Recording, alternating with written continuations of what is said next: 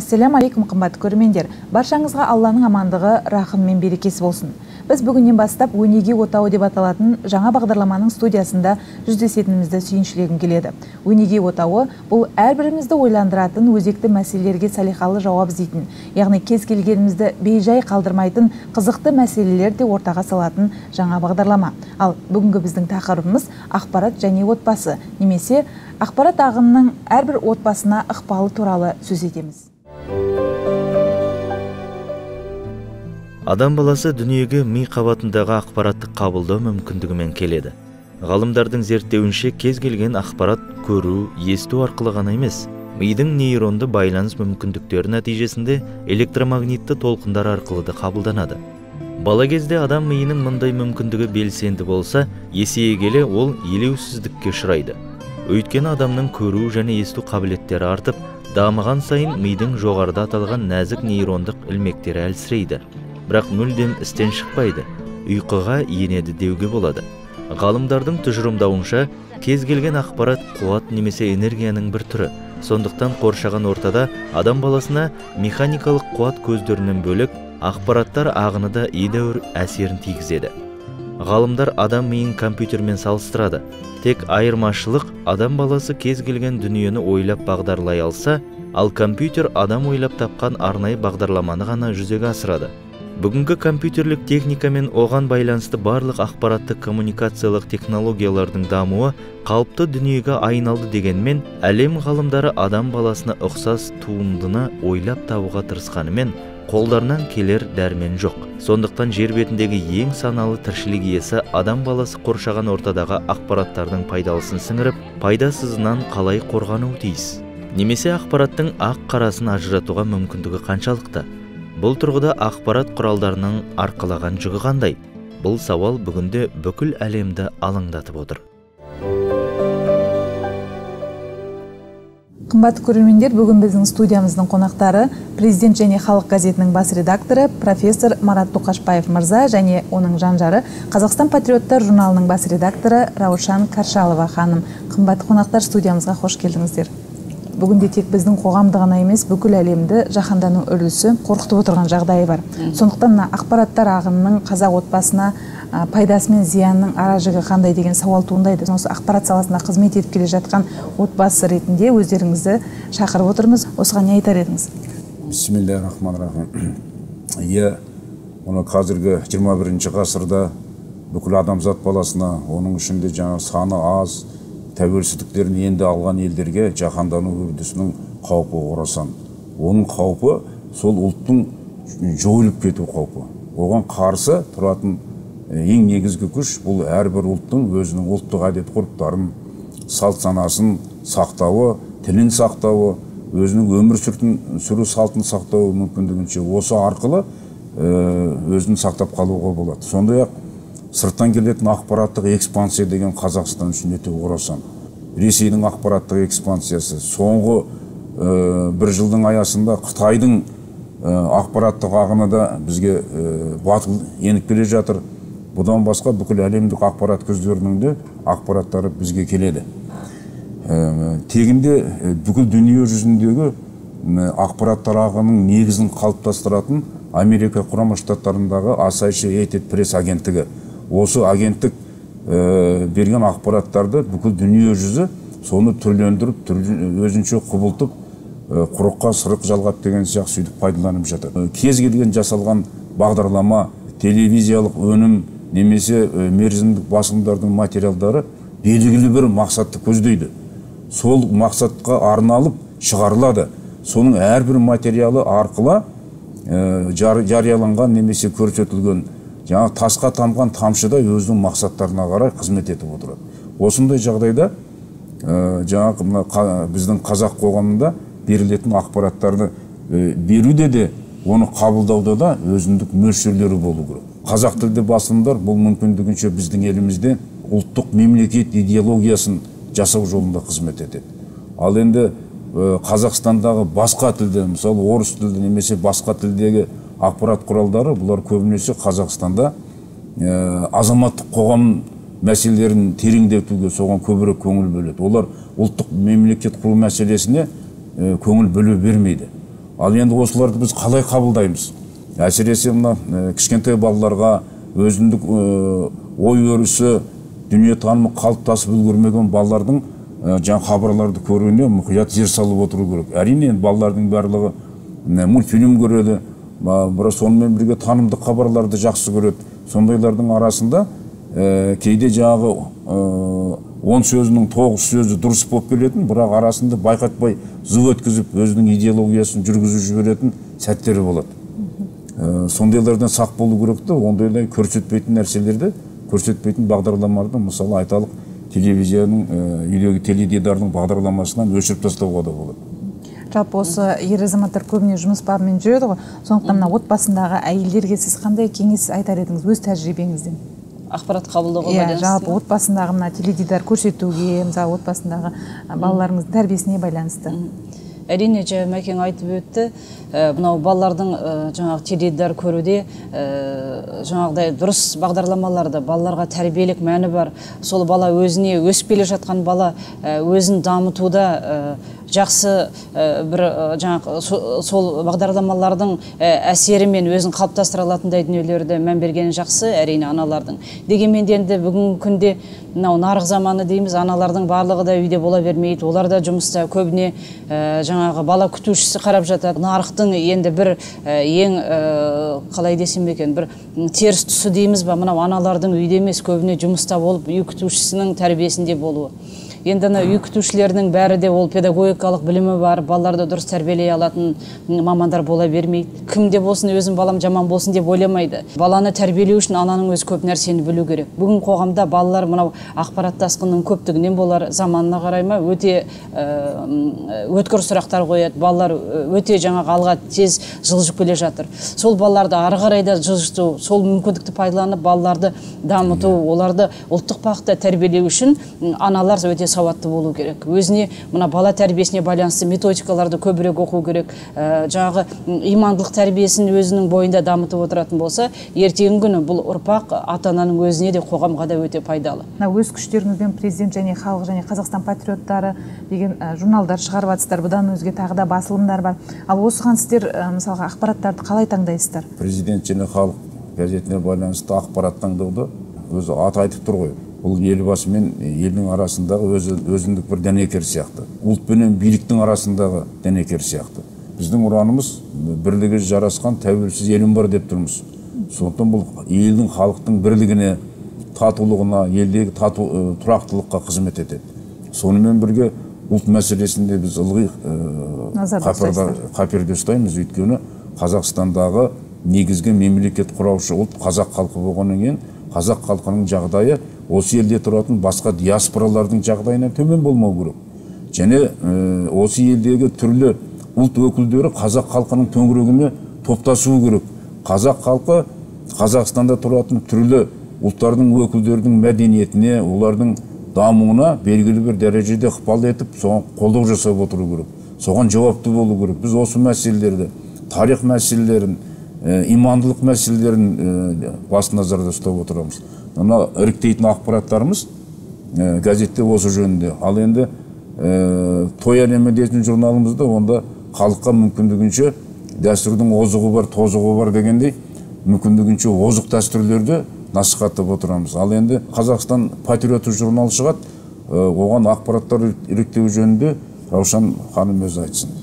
Осыдан 2 жыл бұрын шыққан болатын, мынау қаржылық дағдарысқа байланысты, осы қаржылық қиыншылықтарға байланысты тоқтап қалған еді. Өткен жылдың сәуір айынан бастап бұл басылымның біздің қоғамда, біздің ұрпағымыз үшін өте қажет екендігін сезініп, біз мынау мемлекет жүргізетін саясатты өзіміз жан қалтамыздан ақша шығара отырып, осындай басылым шығарып отырмыз. Қазақ деген мемлекетіміздің жойылып кетпеуі, оның ұлттық құндылықтарының сақталуы, отанымыз, жеріміз, оның жаңағы рухани байлығы болсын, оның жер асты байлықтары болсын, сол құндылықтарымызды сақтап, осы ұлтымызды сүйетін азаматтарымыз ертеңгі күні өзінің ата-бабаларын ұмытпайтын балаларды тәрбиелеу мақсатында билер институты дейміз, алаш арыстары, халық батырлары, міне осы сияқты біздің балаларымыз өзінің жаңағы бабаларын өнеге тұтып, соған лайықты болып, солардың бойындағы мынау асыл қасиеттерін жоғалтып алмас екен деген мақсатпен осындай басылымды шығарып отырмыз.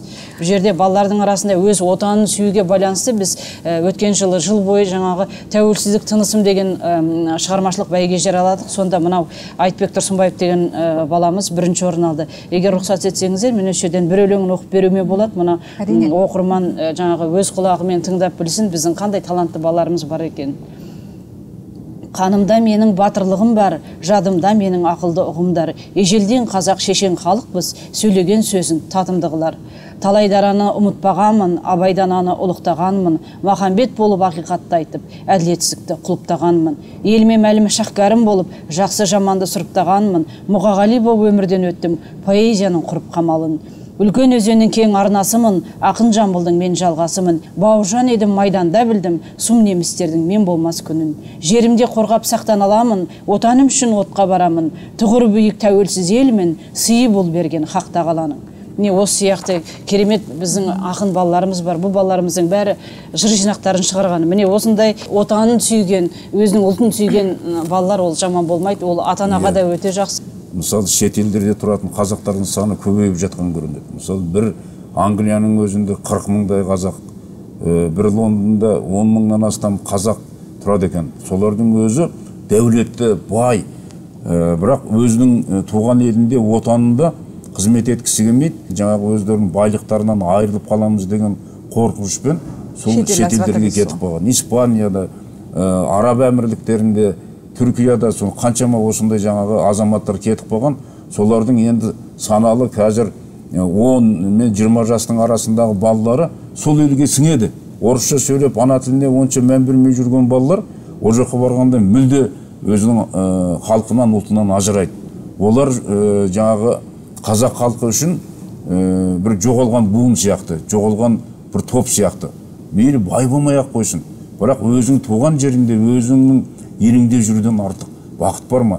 Соның азаттығына қызмет етуден, соның келешегіне қызмет етуден артық бақыт бар ма өзі? Сондықтан біз балаларға осы идеяны сыналап жеткізгіміз келеді. Тағы бір айтып өтсем, балаларға аға буынды үлгі етеміз, өздерінің қатарластарын үлгі етіп жариялап отырамыз. Сосын мынау отандық өнімді де насихаттаймыз. Яғни балалар біздің отанымызда қандай өнімдер өндіріледі, біздің экономикадағы, мәдениеттегі жетістіктеріміз. Сондықтан балалардың өзінің жаңағы өзінің отандық өнімін тұтыну арқылы өзінің қоғамына үлес қосып жатқандығын насихаттап отырамыз. Еңбектеріңізге Алла береке берсін деймін. Шын мәнінде мына қоғамда сіздер мысалға дайын жұмысқа барып, немесе бір жеке кәсіпкерлікпен айналысып, ұйқыларыңызды қандырып, шетел қыдырып жүрсеңіздер мысалға, сіздерге ешкім қой демейді.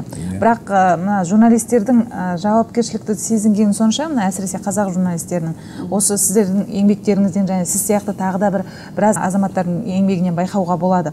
Ал жалпы бірақ осыны тұтынып, осыны қолданып жатқан оқырмандар қауымына байланысты не айтар едіңіздер енді? Бейресми деректерге қарағанда, Қазақстанда жалпы өздігінен барып газет журналды сатып алатын адамдардың қатары шамамен 50 мың дейді. Сонда оны әр газет басылымға, журналдарға бөлген кезде шамамен бір журналға немесе бір газетке орташа есеппен 4-5 мың оқырманнан ғана келеді екен. Тұрақты өз еркімен барып сатып алатын. Бұл қалай ойлайсыз, біздің қазір оқырмандар деңгейі азайып кеткен жоқ па? Мысалға орыс тілді оқырмандар 2 есе көп дейді. Мынау өзіміз тәуелсіздік алған тұста оқырмандарымыздың қатары азайып қалды.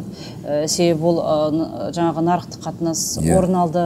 Адамдар мынау күйкі тірлікпен жаңағы мынау мерзімді басылымдарға жазылуға емес, олар күнделікті нан табу, күнделікті тіршіліктің қамымен кетті. Сол кездерде бір үзіліс болды.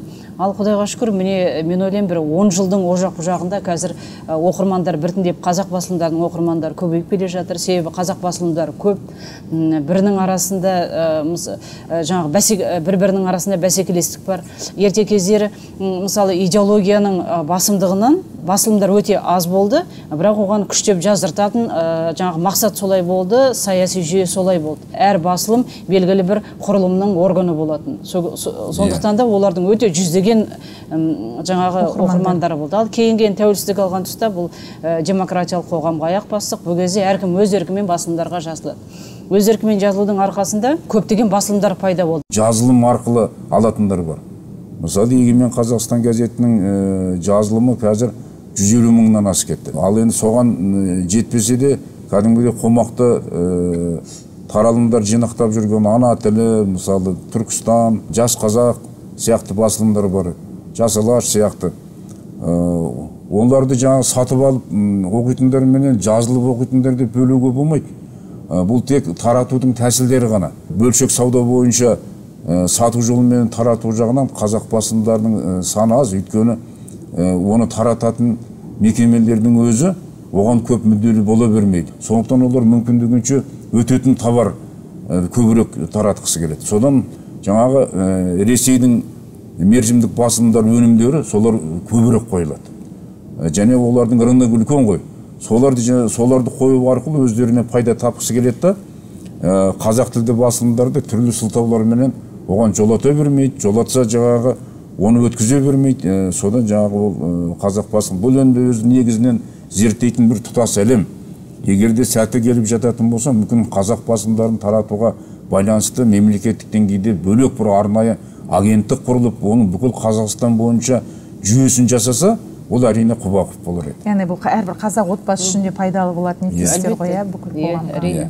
Мынау кез келген отбасы бір-екі басылымды тұрақты оқып тұратын болса, өзі бір шығармашылық тұрғыдан ізденетін болса, ақпараттан қалыс қалмайтын болса, бұл әрине олардың сауаттылығында ертеңгі күні жаңа ғана өсіп келе жатқан ұрпақтың да сауатты болып, өзінің кез келген тақырыпқа байланысты өзіндік пікірінің қалыптасуына, соны талдауына өте қажет. Ал енді біздің отбасымыздың, кез келген отбасының ұрпақтың сауатты болуы ертеңгі күні біздің мықты қоғам қалыптастыруымызға, жаңағы көптеген мынау дамыған мемлекеттермен иық тіресуде біздің сауатты азаматтарымыздың болуы маңызды. Ал ондай сауатты азаматтар әрине күнделікті болып жатқан ақпараттан қалыс қалмай, қоғамдағы жағдайларды саяси тұрғыдан таразылай алатындай болу керек. Ол үшін біздің бұқаралық ақпарат құралдарын үнемі оқырмандардың саны көбейе беру керек, бұқаралық ақпарат құралдарының саны да көбею керек, сонда бәсекелестік болады.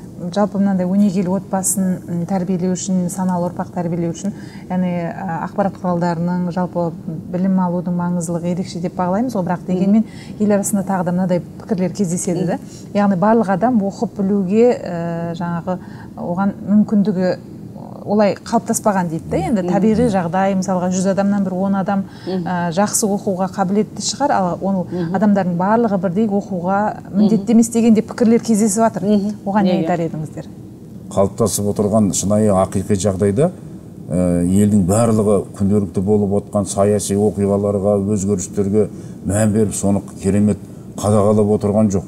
Оны көбіне негізінен зиялы қауым, көзі ашық, оқыған, әр нәрседен хабары бар адамдар ғана қызыға қарайды. Ал көп адамдар бірінен бірі естігендерін ғана, ой бәлен сөйтіп қапты ғой, бәлен бүйтіпті ғой деп естігендерін бір-біріне жеткізу арқылы ғана ақпараттарды алады. Ондай жағдайда ақпараттар өзгерістерге ұшырап кетіп жатады. Қоғамның экономикалық жағдайы түзелген сайын, жақсарған сайын, мына өмірде болып жатқан өзгерістерге, жаңалықтарға құштар, соны біліп отыруға ынтық адамдардың қатары үнемі көбейіп отырады. Раушан екеуміз мінекей соңғы бір 10 жылдан бері осы отбасы проблемаларымен өте қатты айналысып келе жатырмыз. Өйткені отбасы мықты болса, отанымыз мықты деген ұстанымымыз бар. Сондықтан отбасы мықты болу үшін оларға үйленіп жатқан қыз бен жігітке тиісті тәрбие берілу керек. Үйленіп жатқан жігіт өзінің міндеттерін білу керек, отағасы ретінде. Тұрмысқа шығып жатқан қыз өзінің міндеттерін білу керек. Олардың біле алмаса, олардың ара жігін ажырата алмаса, ол отбасының ары қарай некесі берік болуы екіталай. Сондықтан біз арнайы мына қазақ отбасыларына арналған мемлекеттік отбасы, неке және отбасы жөніндегі заңдар, кодекстер бар ғой. Біз олардан бөлек мына қазақ отбасына арналған отбасылық кодекс жазып шықтық. Ерлі-зайыптылық ережесі дейтін кітабымыз бар, мысалы. Адамгершілік қағидалары дейтін кітаптарымызда біз мүмкіндігінше жастарға ең алдыменен ерлі-зайыптылық қарым-қатынаста адамгершілік ұстанымдар, имандылық ұстанымдардың жоғары болуын насихаттаймыз, соны жеткізгіміз келеді. Журналистер қауымы үнемі шығармашылық ізденісте жүреді ғой. Мына кейде біз айтамыз ғой, жаңағы миым шаршап кетті деп, миымыз ашып кетті деп қазақшалап айтқанда сондай да жағдайлар болып жатады да. Бірақ ғылыми деректерге сүйенсек, ми өзін үнемі қанша жұмыс істесе де ол шаршамайды екен, бірақ көбіне мына адамның көңіл күйіне байланысты, отбасындағы жағдайларға байланысты шаршаулардың барлығы немесе көңілді жүрудің барлығы соған байланысты екен. Өздеріңіз осы жағдайды қалай қамтамасыз етесіздер? Бұл жұмыстағы шаршаған, қоғамдағы әртүрлі бір жаңағы келеңсіз жағдайлардың бәрі біздің құдай сақтасын енді ондай отбасылық қарым-қатынасымызға әсер еткен емес. Себебі біз жаңа Мәкең айтып өтті, Мәкең өз міндетін, мен өз міндетімді, сосын басқалардың алдындағы міндетімізді, басқалардың біздің алдымыздағы міндетімізді мүмкіндігінше ара жігін ажыратып қарауға тырысамыз.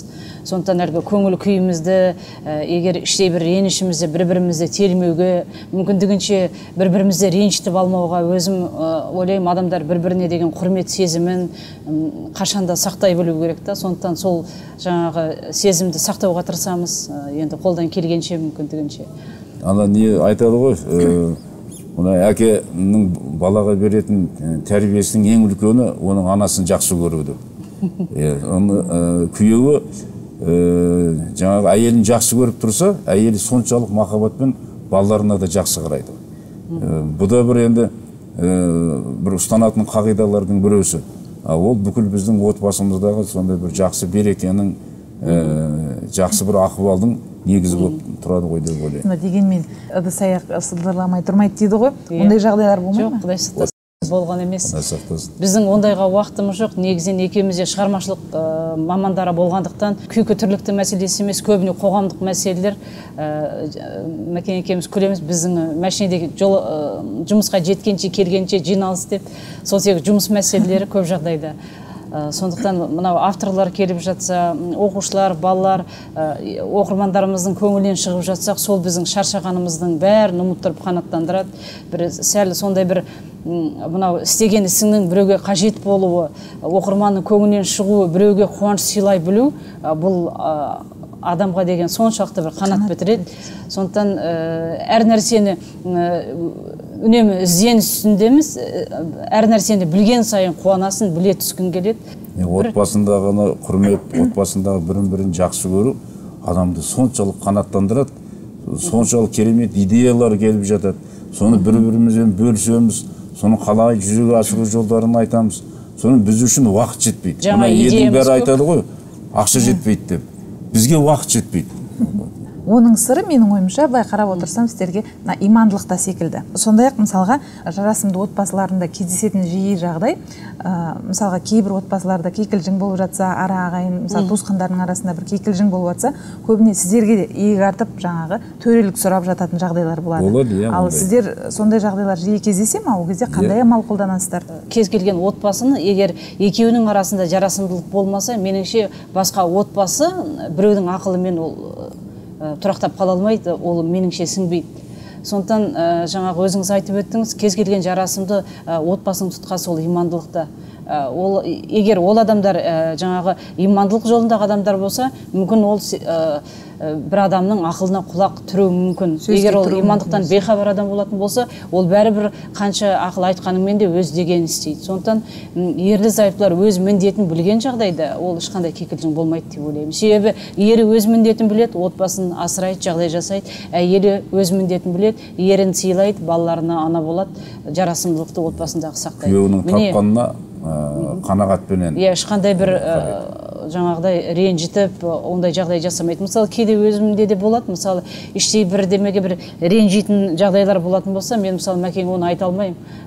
Ренжіткім келмейді, себебі ойлаймын, ол айтқан кезде ақылға салып ойлайсың, ол бірдеме өзгере ме, өзгермей ме, бекерден бекер мен денсаулығына залал келтіріп, жаңағыдай ашуын келтіріп қайтем, одан да бұны айтпай қойған дұрыс екен деймін де, іштей өзіммен өзім ақылдасып, өзімен өзім сөйлесіп, сонымен басып қоям. Ол кейде өтіп кеткен жағдай, мысалы бірдеме бір бүлініп қалатын жағдайлар болды, жоғалып қалатын, оған біз ешқашан ондай бір ренжіген емеспіз, жарайды болғаны болар, әр нәрседе қайыр бар деп жүре береміз.